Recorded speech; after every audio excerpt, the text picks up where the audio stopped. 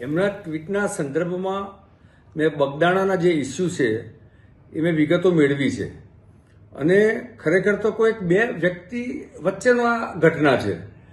એ ઘટનામાં તંત્ર દ્વારા એફઆઈઆર પણ નોંધવામાં આવી છે ફરિયાદના આધારિત, અને એફઆઈઆર ઉપર કામ થઈ રહ્યું છે. કોઈ બે વ્યક્તિની ઘટનાને તમે એને દરેક બાબતને રાજનીતિ સાથે જોડો, અને એ જ કારણ છે કે ગુજરાતની જનતા એમને સતત જાકારો આપે છે.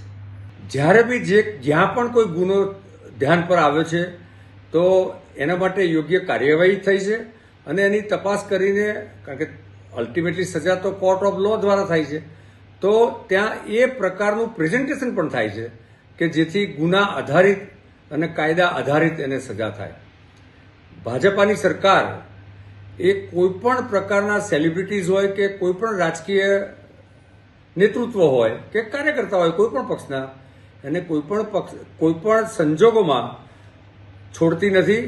અને એની નીતિ છે કે ઓનલી પ્રોસિક્યુશન, નો પોલિટિકલ પ્રોટેક્શન.